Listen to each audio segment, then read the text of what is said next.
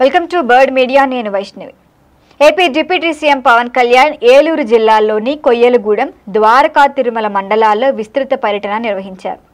అయితే రాజమహేంద్రవరం మధురాపుడి విమానాశ్రయం నుంచి రోడ్డు మార్గంలో రాజవరం గ్రామానికి చేరుకొని అక్కడి జనాలతో మాట్లాడారు పవన్. మరి గ్రామంలో రోడ్డు సౌకర్యం లేక ఇబ్బందులు ఎదురవుతున్నట్లుగా కూడా గ్రామస్తులు ఆయన దృష్టికి తీసుకువెళ్లారు. మరి పవన్ సమస్యను గమనించి సంబంధిత అధికారులకు త్వరితగతిన చర్యలు తీసుకోండి అని ఆదేశిస్తామని కూడా హామీ ఇచ్చారు. మరి ఆయన్ని చూడటానికి భారీగా అభిమానులు తరలిరావడంతో గ్రామంలో ఉత్సాహభరిత వాతావరణం కూడా నెలకొంది. అయితే రాజమహేంద్రవరం పర్యటన అనంతరం పవన్ కళ్యాణ్ ద్వారకా, తిరుమల మండలంలోని ఐఎస్ జగన్నాథపురం గ్రామానికి వెళ్లారు. సుందరగిరి లక్ష్మీ నరసింహస్వామి ఆలయాన్ని కూడా సందర్శించారు పవన్. ఆలయ అధికారులు, వేద పండితులు సంప్రదాయపూర్వకంగా స్వాగతాన్ని పలికారు. ఆయన స్వామివారికి పట్టు వస్త్రాలు సమర్పించి ప్రత్యేక పూజల్లో కూడా పాల్గొన్నారు. ఆలయ అభివృద్ధి కార్యక్రమాలకు సంబంధించిన శిలాఫలకాన్ని మంత్రి నాదెండ్ల మనోహర్తో కలిసి ఆవిష్కరించారు పవన్. మరి గ్రామం నుంచి సుందరగిరి వరకు నిర్మించబోయే రహదారి పనులను పవన్ కళ్యాణ్ ప్రారంభించారు.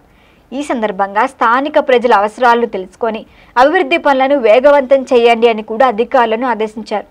దీని తర్వాత ఇటీవల గ్రామంలో ఏర్పాటు చేసిన మ్యాజిక్ డ్రైన్ల వ్యవస్థను పరిశీలించారు పవన్.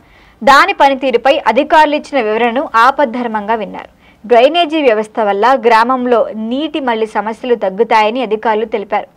అయితే ఈ పర్యటనలో రాష్ట్ర ప్రభుత్వం చేపడుతున్న కార్యక్రమాలపై కూడా పవన్ కళ్యాణ్ సమగ్ర అవగాహన పొందారు.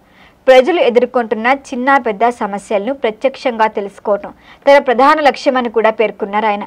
దానికి అనుగుణంగా తక్షణ స్పందన అవసరమైన విషయాలను అధికారుల దృష్టికి తీసుకువెళ్లి పరిష్కార చర్యలు చేపట్టాలని కూడా ఆదేశించారు. మరి పవన్ పర్యటనతో గ్రామాల అభివృద్ధి పనులు మరింత వేగం అందుకుంటాయని స్థానిక ప్రజలు కూడా ఆశాభావాన్ని వ్యక్తం చేస్తున్నాయి. మరి దీనిపైన మరిన్ని అప్డేట్లపై చూస్తూనే ఉండండి బర్డ్ మీడియా.